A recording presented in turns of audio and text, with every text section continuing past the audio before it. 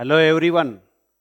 विद्यार्थी मित्रांनो, आजच्या लेक्चरमध्ये आपणाला रिझॉल्युशन ऑफ व्हेक्टर म्हणजे या अगोदर आपण जे काय डिस्कस केलेलं आहे कंपोजिशन ऑफ व्हेक्टर. कंपोजिशन म्हणजे दोन किंवा अधिक व्हेक्टर ॲड करून एक सिंगल व्हेक्टर मिळवला. ट्रायंगल लॉ मध्ये मिळवलेला आहे, लॉ पॉलिगॉन ऑफ व्हेक्टरमध्ये मिळवलेला आहे, पॅरलोग्राम लॉ ऑफ व्हेक्टरमध्ये मिळवलेला आहे. एकच व्हेक्टर मिळवला, दोन व्हेक्टरचा एक व्हेक्टर, चार व्हेक्टरचा एक vector, law of polygon of व्हेक्टरमध्ये.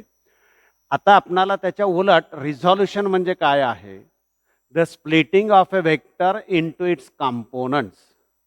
Vector दिलेला असेल त्याचे पार्ट्स पाडायचे आहेत आणि हे कंपोनंट जे आहेत ते एकमेकाला परपेंडिक्युलर डायरेक्शनमध्ये येणार, म्हणून त्याला रेक्टँग्युलर कंपोनंट्स असं सुद्धा नाव दिलेलं आहे. बघा, रिझॉल्युशन ऑफ व्हेक्टर. रिझॉल्युशन म्हणजे सेपरेशन. तुम्हाला एक वेक्टर दिला जाईल, त्याचे पार्ट्स पाडायचे आहेत. या अगोदरच्या पार्टमध्ये काय केलं बघा, या अगोदरच्या लेक्चरमध्ये तुम्हाला दोन वेक्टर दिले, त्याचा एक वेक्टर मिळवला. तुम्हाला नंबर ऑफ वेक्टर दिले असतील तर law of polygon of vector प्रमाणे एक वेक्टर मिळवलेला आहे. इथं आपणाला एकच वेक्टर दिला जाणार आहे आणि त्याचं काय करायचं आहे, पार्ट्स पडायचे आहेत. बघा, एक्स वाय टू डायमेन्शनचा विचार करूया आपण. एक्स वाय प्लेनचा विचार करूया. एक्स ॲक्सिस, वाय ॲक्सिस आणि समजा हा एक व्हेक्टर आहे आर बार असं आपण म्हटलं. हा ओरिजिन आहे, हा जो आहे तो या ठिकाणी ओरिजिन आहे. याच्यापासून आपण समजा ओ ए असं म्हटलं, हा वेक्टर ओ ए बार. या ए पासून काय करणार आहे बघा, आपण या एक्स ॲक्सिस वरती परपेंडिक्युलर काढणार आहे. याला आपण बी असं म्हटलं. या वाय ॲक्सिस वरती परपेंडिक्युलर काढणार आहे, त्याला आपण सी असं म्हटलं. तर हा एक कंपोनंट येणार आहे, हा दुसरा कंपोनंट येणार आहे. हा अँगल जर या ठिकाणी आपण थीटा असा विचारात घेतला असेल तर या आरचा एक्स डायरेक्शनला ओ ए हा एक कंपोनंट आहे, त्याला आपण आर एक्स बार असं म्हणणार आहे. तर या वाय ॲक्सिसला जो कंपोनंट आहे त्याला आपण आर वाय बार असं म्हणणार आहे. आणि हे कसे कंपोनंट आहेत ते आपल्या साध्या ट्रायंगल लॉ प्रमाणे आपण व्हेरीफाय करणार आहे. बघा, ओ ए बार हा वेक्टर आहे, बेसिकली आर बार वेक्टर. या एक्स वाय प्लेनमध्ये ओ ए बारनं रिप्रेझेंट केलेला आहे. या ए पासून एक्स ॲक्सिस वरती आणि वाय ॲक्सिस वरती आपण परपेंडिक्युलर काढलेले आहेत. आणि असे हे जे काही परपेंडिक्युलर आहेत यामध्ये ओ बी हा या आर बारचा एक पार्ट येणार आहे, त्याला आपण त्यासाठी आर एक्स बार असं म्हणणार आहे. तर ओ सी हा दुसरा पार्ट येणार आहे, त्याला आपण आर वाय बार असं म्हणणार आहे. ट्रायंगल लॉ प्रमाणे काय लिहिता येते बघा, ओ बी ए, ट्रायंगल ओ बी ए मध्ये काय लिहिता येईल बघा, O B bar plus B A bar equal two O A बार असं लिहिता येईल.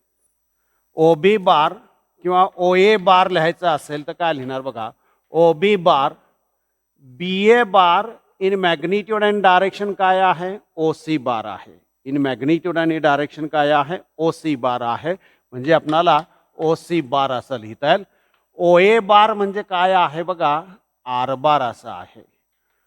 आणि याचा एक कंपोनंट एक्स डायरेक्शन मधला, त्याला ओ बी बारला आपण आर एक्स बार असं म्हटलेलं आहे, आर वाय बार असं म्हणणार आहे. आणि अशा पद्धतीनं या आर बारचे आपणाला दोन कंपोनंट करता आलेले आहेत, एकमेकाला परपेंडिक्युलर आहेत, म्हणून याला रेक्टँग्युलर कंपोनंट्स असं सुद्धा नाव दिलेलं आहे. या एक्स आणि वाय ॲक्सिसला स्टँडर्ड युनिट व्हेक्टर्स आहेत, त्याप्रमाणे I cap R X plus J cap R Y असं सुद्धा लिहिता येणार आहे. युनिट वेक्टरमध्ये rectangular unit vector I cap J cap K cap, इथं एक्स आणि वाय प्लेन आहे त्यामुळे I cap R X plus J cap R Y असं सुद्धा आपल्याला इक्वेशन लिहिता येणार आहे. पुन्हा या राईट अँगल ट्रायंगलचा जर आपण विचार केला ओ बी ए, तर काय लिहिता येईल बघा, cos theta equal to, cos म्हणजे adjacent side divided by hypotenuse, R X upon R, म्हणजे आपणाला R X equal to R cos theta असं लिहिता येईल. साइन थीटा इक्वल टू लिहायचं असेल तर काय येणार बघा, बी ए म्हणजेच ओ सी, बी ए अपोजिट साईड आहे, बी ए म्हणजेच ओ सी म्हणजे आर वाय अपॉन आर, म्हणजे आर वाय इक्वल टू काय लिहिता येईल बघा, आर आर साइन थीटा असं लिहिता येणार आहे. या दोघांच्या वर्गांची बेरीज करणार आपण R X square plus R Y square equal to R square. यामध्ये आर स्क्वेअर आहे कॉमन मिळेल आपणाला, आणि काय लिहिता येईल बघा, cos square theta plus sine square theta. त्याच्याबद्दल आपल्याला 1 लिहिता येणार आहे, म्हणजे R square equal to R X square plus R Y square, R equal to root of R X square plus R Y square. आपल्या पॅरलोग्राम सारखा result आहे. फक्त यातली तिसरी टर्म आलेली नाही, कारण आर एक्स आणि आर वाय मध्ये बघा, एक्स आणि वाय मध्ये म्हणजे आर एक्स आणि आर वाय मध्ये अँगल 90 आहे, कॉस 90 झिरो होणार आहे. त्यामुळं 2 R X R Y cos 90 ती टर्म आलेली नाही, कारण दोघं एकमेकाला परपेंडिक्युलर आहेत. आपल्याला डायरेक्शन काढता येईल बघा, टॅन थीटा इक्वल टू बघा बी ए अपॉन ओ बी असं लिहिता येईल. Tan theta equal to B A म्हणजेच ओ सी म्हणजे R Y upon R X, म्हणजे theta equal to tan inverse R Y upon R X असं आपणाला या ठिकाणी लिहिता येणार आहे. म्हणजे हा जो व्हेक्टर आहे त्याचे जे दोन पार्ट्स पडलेले आहेत, एक्स ॲक्सिसला आणि वाय ॲक्सिसला, त्याच्यामध्ये त्याची मॅग्निट्यूड आलेली आहे, डायरेक्शन आपल्याला या ठिकाणी फाइंड आउट करता आलेली आहे. असा हा रिझॉल्युशन ऑफ व्हेक्टरचा पार्ट. समजा आपण 3 डायमेन्शनचा विचार केला, एक्स वाय आणि झेड, एक्स वाय आणि झेड यांचा जर विचार केला, तर आपला हा 2 डायमेन्शन मधला व्हेक्टर आहे तो आपल्याला काय लिहिता येईल बघा, R X J cap R Y, तिसरा कंपोनेंट येणार आहे तो R Z K cap R Z असं लिहिता येणार आहे. आणि याची मॅग्निट्यूड पाहिजे असेल तर आर इक्वल टू आपल्याला लिहिता येणार आहे बघा, R X square plus R Y square plus R Z square असं या 3 डायमेन्शनमध्ये म्हणजे स्पेसमध्ये व्हेक्टर असेल तर आपणाला या पद्धतीनं या आरचे किंवा व्हेक्टरचे कंपोनंट्स करता येणार आहेत. एक्स वाय झेड एकमेकाला परपेंडिक्युलर आहेत, त्यामुळे त्याला रेक्टँग्युलर कंपोनंट्स असं सुद्धा नाव दिलेलं आहे. असा हा रिझॉल्युशन ऑफ व्हेक्टरचा पार्ट बऱ्याच ठिकाणी अप्लाय करावा लागणार आहे बघा. पुढं आपणाला 11वीच्या काही चॅप्टरमध्ये 12वीमध्ये सुद्धा बऱ्याच वेळेला अप्लाय करावं लागणार आहे. नेक्स्ट पार्टमध्ये आपण बघा मल्टिप्लिकेशन विचारात घेणार आहे. मल्टिप्लिकेशन मध्ये 2 प्रकार आहेत. एक आहे तो 2 व्हेक्टरचं मल्टिप्लिकेशन स्केलर येत असेल तर, आणि दुसरा आहे तो 2 व्हेक्टरचं मल्टिप्लिकेशन व्हेक्टर येत असेल तर. म्हणून त्याला 2 प्रकार केलेले आहेत. स्केलर प्रोडक्ट, त्यालाच डॉट प्रोडक्ट असं म्हटलेलं आहे. 2 व्हेक्टर्स आहेत, त्यांचं मल्टिप्लिकेशन केल्यानंतर येणारी जी काही क्वांटिटी आहे ती स्केलर आहे. For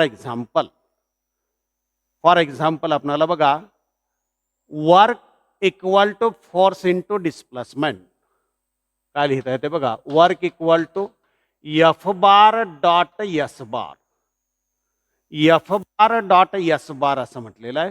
force vector quantity, displacement vector quantity, दोघांचं मल्टिप्लिकेशन जे वर्क आहे ती मात्र स्केलर क्वांटिटी आहे. म्हणून याला स्केलर प्रोडक्ट असं म्हटलेलं आहे, किंवा तो इंडिकेट करण्यासाठी या ठिकाणी डॉट दिलेला आहे. 2 व्हेक्टरच्या मध्ये डॉट दिलेला आहे, त्याला आपण डॉट प्रोडक्ट असं म्हणणार आहे. दुसरा एक्झाम्पल आहे बघा पॉवर. जर मी याला टाईमनं डिव्हाइड केला work upon time equal to F bar dot S bar upon T. तर याला पॉवर असं म्हणणार, डिस्प्लेसमेंट अपॉन टाइमला वेलॉसिटी असं म्हणणार आहे. फोर्स आणि वेलॉसिटी व्हेक्टर क्वांटिटी आहे, मात्र पॉवर ही स्केलर क्वांटिटी आहे. अशा दोन व्हेक्टर फिजिकल क्वांटिटीचा गुणाकार जर स्केलर येत असेल तर त्याला स्केलर प्रोडक्ट, आणि दर्शवण्यासाठी डॉट आहे म्हणून त्याला डॉट प्रोडक्ट असं सुद्धा नाव दिलेलं आहे. इन जनरलमध्ये आपल्याला सांगता येते. बघा, समजा हा एक व्हेक्टर आहे पी बार असा. हा दुसरा व्हेक्टर आपण समजा कन्सिडर केला क्यू बार असा. पी बार क्यू बार दोघांमधला अँगल समजा थीटा असा असेल. दोघांमधला जो अँगल आहे तो आपण थीटा असा विचारात घेतला असेल. समजा हा पॉइंट ओ असा असेल, ओ ए बार ओ बी बार असं आपण म्हणूया फार तर.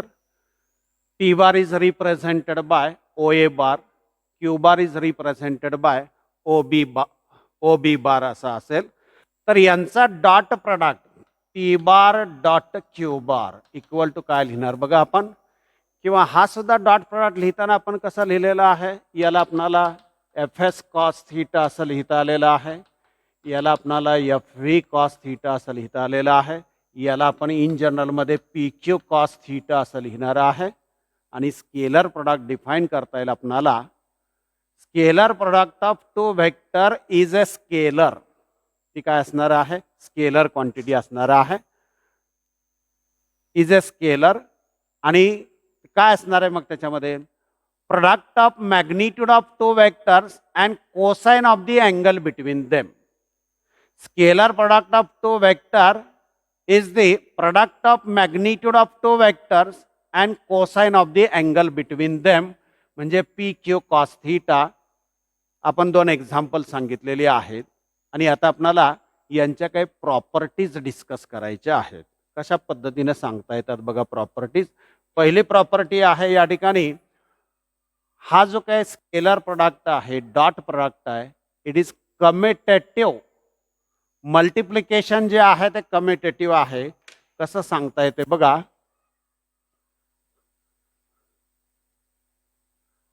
P bar dot Q bar equal to आपणाला Q bar dot P bar असं लिहिता येणार आहे. बघा, पी क्यू कॉस थीटा आणि क्यू पी कॉस थीटा काही फरक पडणार नाही. पी इंटू क्यू काय, क्यू इंटू पी पाय, दोघांचा गुणाकार सारखाच येणार. आणि कॉस थीटा जो काय असेल तो काही बदल होणार नाही. त्यामुळं scalar product of two vector obeys the commutative law of multiplication, हा पहिला गुणधर्म या ठिकाणी सांगता आलेला आहे. दुसरा काय बघा, scalar product of two vector obeys distributive law of multiplication. म्हणजे काय, P bar dot Q bar plus R bar असं जर असेल, P bar dot Q bar plus R bar असेल तर आपणाला काय लिहिता येते बघा, P bar dot Q bar plus P bar dot R bar असं लिहिता येणार आहे. That is distributive law of multiplication जो आहे तो याला अप्लाय होणार आहे. तिसरी प्रॉपर्टी बघा, scalar product of A vector with itself, स्वतः बरोबरचा. म्हणजे हा पी बार आहे आणि त्याच्याबरोबरच घ्यायचा असेल म्हणजे काय लिहिणार आपण, पी बार डॉट पी बार. आता स्वतः बरोबरचा अँगल काय असणार आहे, 0 असणार आहे. स्वतः बरोबरचा अँगल काय असणार आहे, 0 असणार आहे. याची मॅग्निट्यूड पी, दुसरी मॅग्निट्यूड पी म्हणजे पी स्क्वेअर, कॉस 0 म्हणजे 1, म्हणजे काय येणार, the scalar product of A vector with itself is square of its magnitude असं आपल्याला सांगता येणार आहे. समजा पॅरलल व्हेक्टर्स असतील, हे पी बार आणि क्यू बार जे आहेत ते एकमेकाला पॅरलल असतील, तर P bar dot Q bar equal to काय लिहिता येईल बघा, पी आणि क्यू तर येणारच आहे, दोन पॅरलल असतील तर अँगल किती असणार आहे, 0. म्हणजे आपणाला पॅरलल व्हेक्टरचं मल्टिप्लिकेशन म्हणजे त्यांच्या मॅग्निट्यूडचा गुणाकार मिळणार आहे. समजा अँटी पॅरलल असतील, अँटी पॅरलल म्हणजे एक राईट साईडला आहे तर दुसरा लेफ्ट साईडला आहे, एकमेकाच्या विरुद्ध आहे. एकमेकाच्या विरुद्ध म्हटल्यानंतर अँगल येणार आहे 180. म्हणजे काय येणार, पी क्यू कॉस 180. कॉस 180 ची व्हॅल्यू -1 आहे, कॉस 0 ची व्हॅल्यू 1 आहे, मात्र कॉस 180 ची व्हॅल्यू -1 आहे, म्हणजे पी क्यू असं आपल्याला मिळणार आहे. आणि आता scalar product of two mutually perpendicular vectors, दोन व्हेक्टर्स एकमेकाला परपेंडिक्युलर असतील, P bar dot Q bar, तर काय येणार बघा, पी क्यू दोघांमधला अँगल आहे तो 90 कॉस 90. कॉस 90 काय 0. Scalar product of two mutually perpendicular vector is always 0. त्याच्या उलट, if the scalar product of two vector is 0, then that two vectors are mutually perpendicular to each other असं आपल्याला सांगता येणार आहे. आणि याच्यामध्ये काय करता येते बघा, P bar dot Q bar equal to काय लिहिता येईल बघा आपल्याला, जर आपण इथून परपेंडिक्युलर काढला,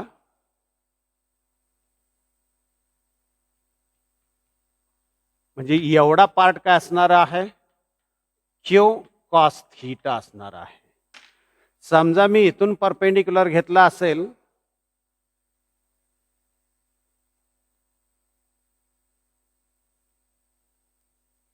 बघा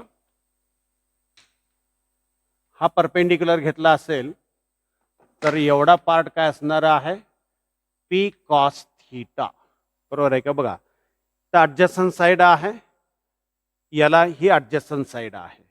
म्हणजे आपल्याला P bar dot Q bar जर लिहायचं असेल तर काय लिहिणार बघा, P bar dot Q bar जर लिहायचं असेल तर काय लिहिणार बघा, पी आणि हा Q cos theta. Q cos theta म्हणजे काय, या क्यू बारचा पी बारच्या डायरेक्शन मधला component of Q bar in the direction of P bar, component of Q bar in the direction of P बार. किंवा आपण क्यू बार डॉट पी बार जर लिहिला असेल तर काय लिहिणार, क्यू पी साइन थीटा, म्हणजे क्यू पी कॉस थीटा.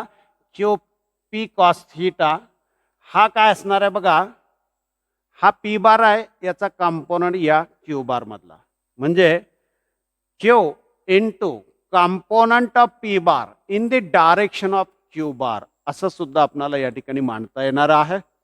आणखीन एक पॉइंट आपल्याला सांगता येतोय बघा,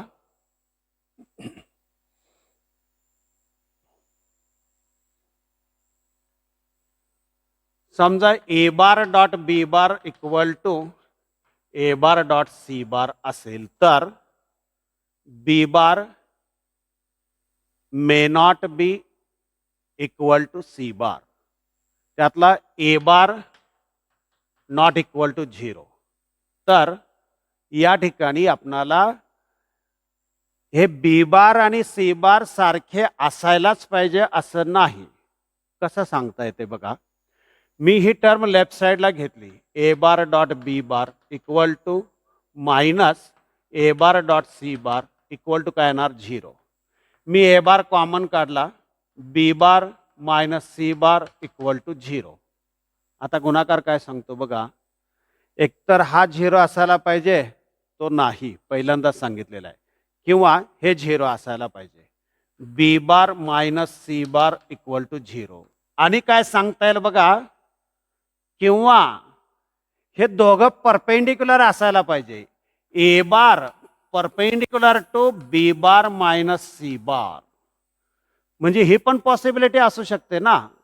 त्यामुळं बी बार मायनस सी बार 0च असेल असं सांगता येणार नाही, ए बार त्याला परपेंडिक्युलर सुद्धा असू शकतो, असं एक आपणाला या डॉट प्रॉडक्टच्या बाबतीमध्ये सांगता येणार आहे. आणि आता रेक्टँग्युलर युनिट व्हेक्टरमध्ये आपणाला डॉट प्रॉडक्ट सांगायचं आहे. रेक्टँग्युलर युनिट व्हेक्टर कुठले आहेत, I cap, J cap, K cap. काय लिहिता येईल बघा, I cap dot I cap, याची व्हॅल्यू किती 1. आय जे के आहेत युनिट व्हेक्टर, त्याच्यामुळे किंमत किती आहे 1 आहे. 1 × 1 स्वतः बरोबर अँगल किती 0, कॉस 0 1 म्हणजे काय येणार 1.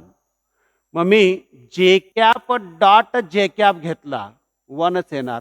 के कॅप डॉट के कॅप घेतला तरी सुद्धा काय येणार आहे 1च येणार आहे. बघा स्वतः बरोबर जर स्केलर प्रोडक्ट असेल तर स्क्वेअर ऑफ इट्स मॅग्निट्यूड असं म्हटलेलं आहे. हा युनिट वेक्टर असल्यामुळं त्याची मॅग्निट्यूड 1 आहे, स्क्वेअर सुद्धा 1 येणार आहे. आता दुसरा पार्ट काय बघा, I cap dot J cap. I आणि जे म्हणजे एक्स आणि वाय कसे आहेत एकमेकाला परपेंडिक्युलर. अँगल किती 90. आयची व्हॅल्यू 1, मॅग्निट्यूड 1, जेची मॅग्निट्यूड 1, 1 इंटू 1 म्हणजे 1. दोघांमधला अँगल 90, कॉस 90 म्हणजे किती येणार 0 येणार आहे. किती येणार आहे 0 येणार आहे. जे कॅप डॉट के कॅप 0 येणार आहे. परपेंडिक्युलर वेक्टर्स आहेत. के कॅप डॉट आय कॅप काय येणार आहे 0 येणार आहे. बघा स्वतः बरोबरचा डॉट प्रोडक्ट रेक्टँग्युलर युनिट वेक्टरचा 1 येणार आहे, तर दुसऱ्या वेक्टर बरोबरचा 0 येणार आहे. असा हा आपणाला या ठिकाणी डॉट प्रोडक्ट सांगता येतं. आणि आता 3 डायमेन्शनमध्ये आपणाला या 3 डायमेन्शनमध्ये आपणाला काय सांगता येणार आहे, डॉट प्रोडक्ट जो आहे तो एक्सप्रेस करता येणार आहे. पी बार क्यू बार असतील किंवा ए बार बी बार असतील. समजा आपण ए बार हा एक वेक्टर घेतला, त्याचे कंपोनंट्स लिहायचे असतील तर I cap A X plus J cap A Y plus K cap A Z. दुसरा बी बार घेतला, I cap B X plus J cap B Y plus K cap B Z. असं आपणाला 3 डायमेन्शनमध्ये हा vector जो आहे तो लिहिता येणार आहे. आपण यांचा डॉट प्रोडक्ट घेणार आहे. ए बार डॉट बी बार म्हणजे काय येणार बघा, I cap A X plus J cap A Y plus K cap A Z dot I cap B X plus J cap B Y plus K cap B Z. आता काय नेहमीप्रमाणे आपण काय करणार बघा, पहिल्या टर्मनं दुसऱ्या ब्रॅकेटमधल्या प्रत्येक टर्मला मल्टिप्लाय करणार आहे. म्हणजे या ठिकाणी पहिल्याच्या 3, दुसऱ्याच्या 3 आणि तिसऱ्याच्या 3 अशा 9 टर्म येणार आहेत. काय लिहिता येईल बघा, फक्त वेक्टर वेक्टर एका बाजूला I cap dot I cap A X B X plus I cap dot J cap A X B Y plus I cap dot K cap A X B Z plus काय लिहिता येईल बघा, आता दुसरी term J cap dot I cap A Y B X plus J cap dot J cap A Y B Y plus J cap dot K cap A Y B Z plus तिसऱ्याच्या आता 3 term K cap dot I cap A Z B X येणार आहे plus K cap dot J cap A Z B Y plus K cap dot K cap A Z B Z. आणि आता या अगोदरचा rectangular unit व्हेक्टरचं multiplication जे आहे ते इथं वापरणार आहे. बघा I cap dot I cap 1 येणार आहे, I cap dot J cap 0 होणार आहे, I cap dot K cap 0 होणार आहे, जे कॅप डॉट आय कॅप 0 होणार आहे, जे कॅप डॉट जे कॅप 1 येणार आहे, जे कॅप डॉट के कॅप 0 होणार आहे, के कॅप डॉट आय कॅप 0 होणार आहे, के कॅप डॉट जे कॅप 0 होणार आहे, के कॅप डॉट के कॅप 1 येणार आहे. म्हणजे आपणाला ए बार डॉट बी बार लिहायचं असेल तर काय लिहिणार बघा, I cap dot I cap 1 into A X B X म्हणजे ए एक्स बी एक्स लिहिता येईल प्लस ही 0 आहे, ही 0 आहे, ही सुद्धा टर्म 0 आहे कारण एकमेकाला परपेंडिक्युलर वेक्टर आहेत. जे कॅप डॉट जे कॅप 1 येणार आहे म्हणजे ए वाय बी वाय प्लस ही 0 येणार, ही 0 येणार, ही 0 येणार, कारण परपेंडिक्युलर आहेत. के कॅप डॉट के कॅप 1 येणार. ए झेड बी झेड असं आपणाला रेक्टँग्युलर युनिट व्हेक्टरमध्ये असं हे त्याचं मल्टिप्लिकेशन जे आहे ते लिहिता आलेलं आहे.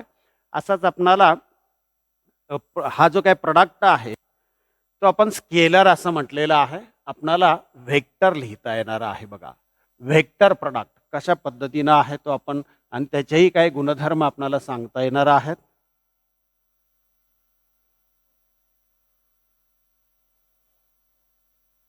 Vector product of two vectors.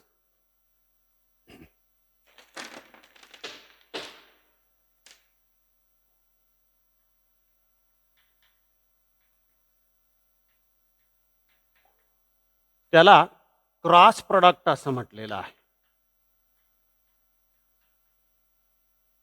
त्याला क्रॉस प्रोडक्ट असं म्हटलेलं आहे. बघा, दोन उदाहरणं आहेत. एक म्हणजे टॉर्क आहे. टॉर्क म्हणजे the ability of force to produce rotational motion. ज्या फोर्समुळे बॉडीला गोल गती प्राप्त होणार आहे त्याला आपण टॉर्क असं म्हणणार आहे. बेस्ट एक्झाम्पल, तुमच्या माझ्या घरामधला दरवाजा, म्हणजे कॉमन मॅनच्या घरामधला दरवाजा. आपण दरवाजाला फोर्स अप्लाय केला की दरवाजा असा गोल फिरतो. काही पिक्चरमध्ये दाखवतात बघा, डॉन येतो, दरवाजा असा बाजूला जातो, डॉन आतमध्ये गेला की दरवाजा असा बंद होतो. त्या दरवाजाचा विचार करणार नाही. कॉमन मॅन, तुमच्या माझ्या घरामधला दरवाजा कसा आहे की फोर्स अप्लाय केला की दरवाजा गोल फिरतो. त्या फोर्सला टॉर्क किंवा मुवमेंट ऑफ फोर्स असं म्हटलेलं आहे. त्याचं इक्वेशन आहे tau bar equal to R bar cross F bar. दुसरं आहे अँग्युलर मोमेंटम म्हणून आहे. बॉडी गोल फिरत असताना लिनियर मोमेंटमला ॲनालॉगस टर्म जी आहे ती angular momentum R bar cross P bar आहे. हे दोन व्हेक्टर्स आहे. हा पोझिशन वेक्टर आहे, हा फोर्स आहे. हा लिनियर मोमेंटम आहे, हा पोझिशन वेक्टर आहे. या दोन व्हेक्टरचा गुणाकार व्हेक्टर आहे, म्हणून इकडं लेफ्ट साईडला आता बार आलेला आहे, ॲरो आलेला आहे. या दोन व्हेक्टरचा गुणाकार व्हेक्टर आहे, अँग्युलर मोमेंटमला ॲरो आलेला आहे. याच्या अगोदर लेफ्ट साईडला ॲरो नव्हता, वर्क पॉवरला ॲरो नाही, परंतु इथं ॲरो आलेला आहे. मग याला डिफाईन कसं करता येते बघा. हा एक व्हेक्टर आहे आपला पी बार. हा दुसरा व्हेक्टर आहे समजा Q bar. P bar Q bar, दोघांमधला अँगल आहे तो theta. Vector product of two vector is a vector.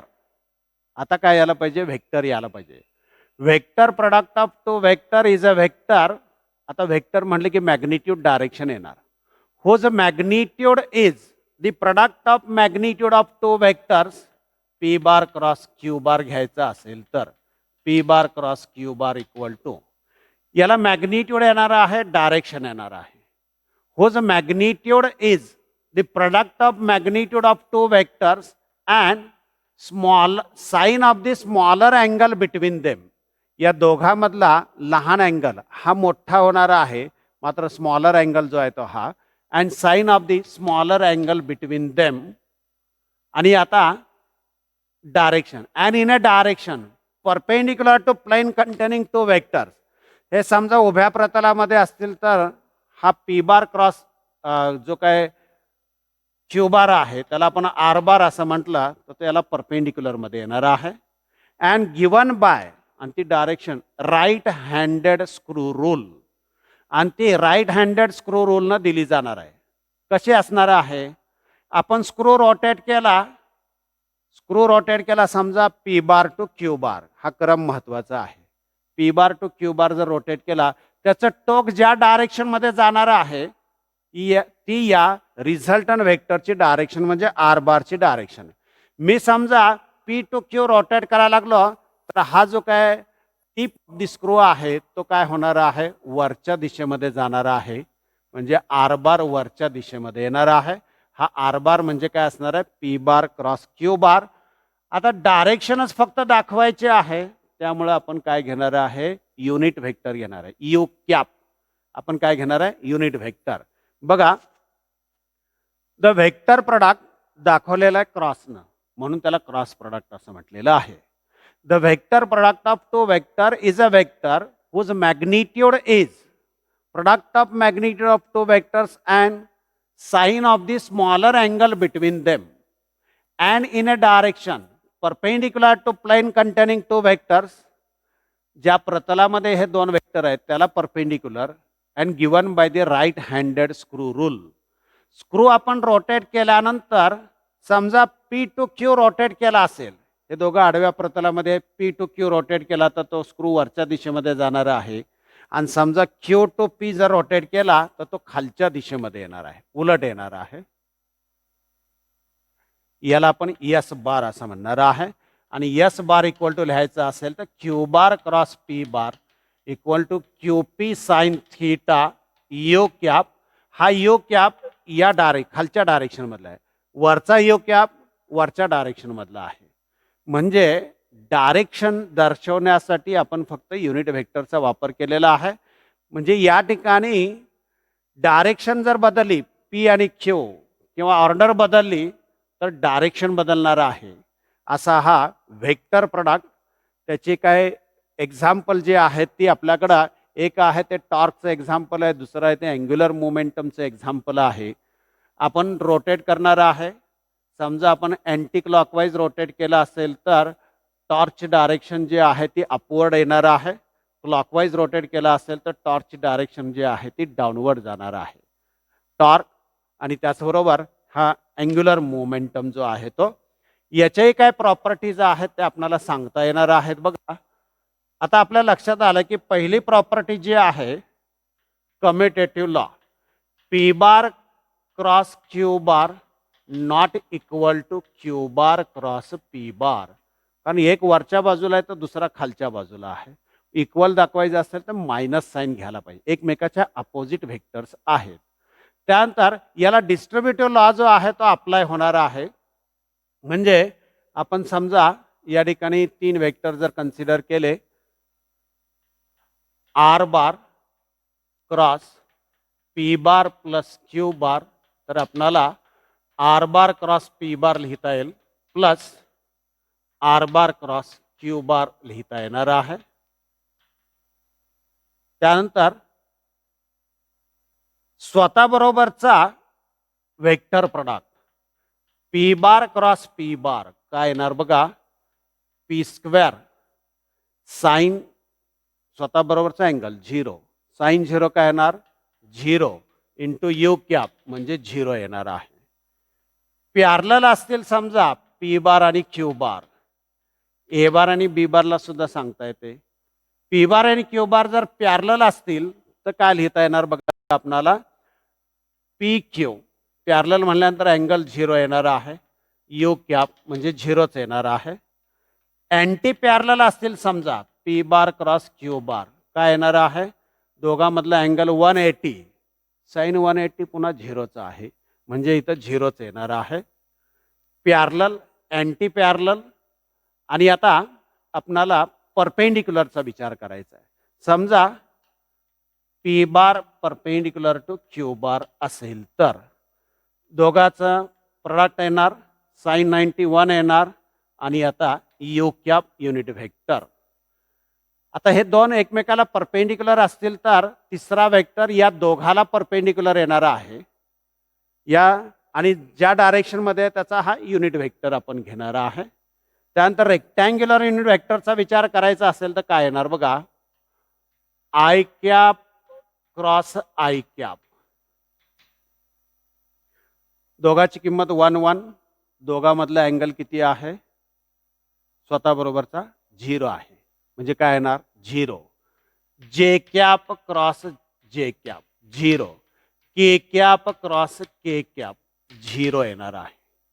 आणि आता बघा आय कॅप क्रॉस जे कॅप म्हणजे या दोघांचा गुणाकार 1 1 1, दोघांमधला अँगल 90 साइन 91 आणि आता यू कॅप. यू कॅप कसा असणार आहे, या दोघाला परपेंडिक्युलर असणार आहे, या दोघाला परपेंडिक्युलर. हे दोघं म्हणजे कोण आहेत, एक्स आणि वाय ॲक्सिस. त्याला परपेंडिक्युलर कोण, झेड ॲक्सिस. म्हणजे झेड ॲक्सिसला युनिट वेक्टर, झेड ॲक्सिसचा युनिट वेक्टर म्हणजे काय असणार आहे, के कॅप. आलं का लक्षात बघा आपल्या. आय कॅप क्रॉस जे कॅप असेल तर आपल्याला काय मिळणार आहे, के कॅप मिळणार आहे. जे कॅप क्रॉस के कॅप असेल तर काय मिळायला पाहिजे बघा, वाय ॲक्सिस झेड ॲक्सिस म्हणजे एक्स ॲक्सिसचा युनिट वेक्टर आय कॅप. समजा K cap cross I cap असेल तर काय मिळणार, झेड ॲक्सिस एक्स ॲक्सिस म्हणजे वाय ॲक्सिस जे कॅप असं मिळणार आहे. आणि आता ऑर्डर बदलायची आहे. म्हणजे काय, जे कॅप क्रॉस आय कॅप राहिला काय, के कॅप. मात्र ऑर्डर काय झाली बघा, आय जे के ऑर्डर बदलले की मायनस घ्यायचं आहे, जे आय असं झालेलं आहे. पुढं बघा, के कॅप क्रॉस जे कॅप म्हणजे काय येणार, मायनस आय कॅप. आणि i cap cross K cap. इथं काय बघा, के नंतर आय, आय नंतर काय आला पाहिजे जे, मात्र के आलेला आहे म्हणजे काय येणार आहे या ठिकाणी मायनस जे कॅप. आय जे के हे युनिट व्हेक्टर्स आहेत. मग दोन युनिट व्हेक्टरचा गुणाकार युनिटच येणार आहे, तो परपेंडिक्युलर असणार आहे. आय जे म्हणजे एक्स ॲक्सिस राहिला, त्याला परपेंडिक्युलर झेड ॲक्सिस, त्याचा युनिट वेक्टर म्हणजे काय येणार आहे, के कॅप. असे हे रेक्टँग्युलर युनिट व्हेक्टरमध्ये आपणाला यांचा प्रोडक्ट जो आहे तो एक्सप्रेस करता येणार आहे. आणि काही प्रॉपर्टी आहेत ते आपल्याला पुढे डिस्कस करायचे आहेत बघा.